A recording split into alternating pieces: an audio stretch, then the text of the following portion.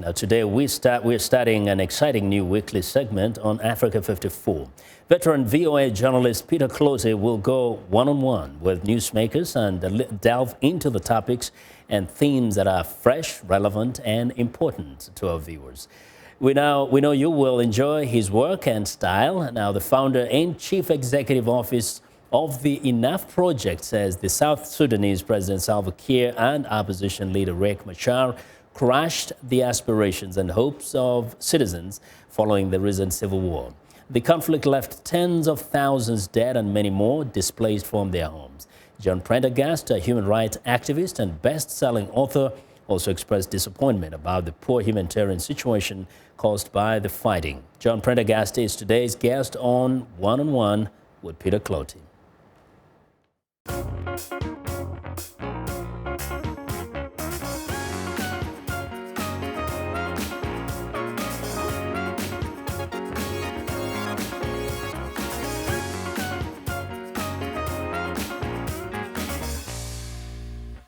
Now, you were in South Sudan recently last year. If I may ask you, what were your takeaways? What's first, it's just devastating to see how much folks that thought within their own independent country that they would have a chance at a brighter future, and how that's just been crushed by the leadership of the government and the rebellion.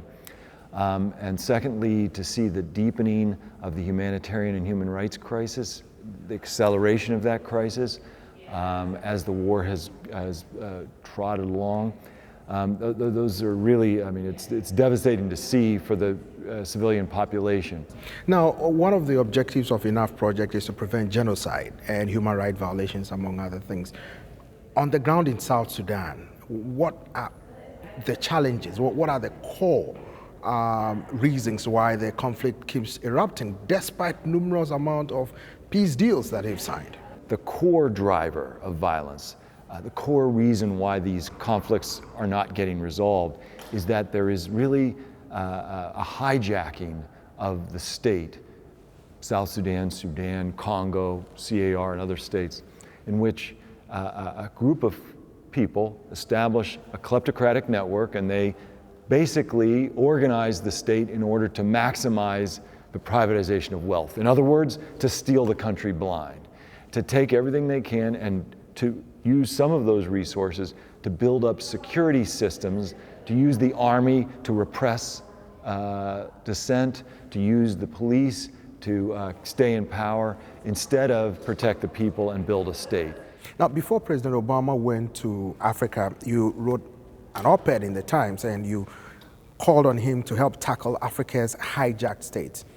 Now, in the Great Lakes region particularly, there's this move to remove or scrap term limits. People want to run and hold, positions in perpetuity. What is your take on this latest move by people to remove, term limits? You're talking about Uganda, Rwanda, Congo, Brazzaville, Congo, Kinshasa. Now, even Burundi is not excluded. These hijacked states are built on these massive patronage networks, where sitting at the top of that massive patronage network is the president and all the people around him, and doling out the goodies to everyone else. And if you want to make money in these countries, you got to be associated, you got to hang on the coattails of these leaders. Again, if they leave, they lose this incredible infrastructure of corruption and greed-filled corruption that it's just unimaginable to them. The idea that they would just be a civilian in this, another civilian in a state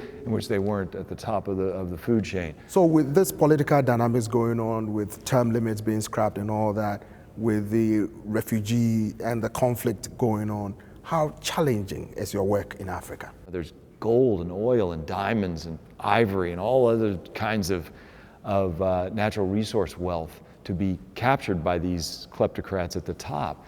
If you leave, you lose access to that entire chain of resources and money. So it's hard to imagine, in the absence of any kind of disincentive, any of these guys leaving.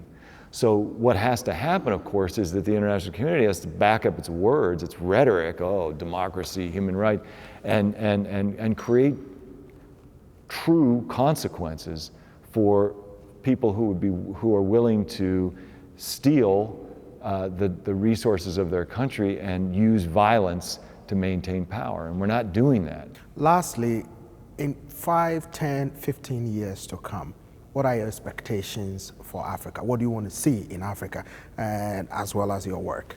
We'd like to see real, biting, significant consequences for leaders who are willing to steal their country blind, who are willing to use violence to stay in power, and who are willing to subvert democratic institutions in order to extend their rule.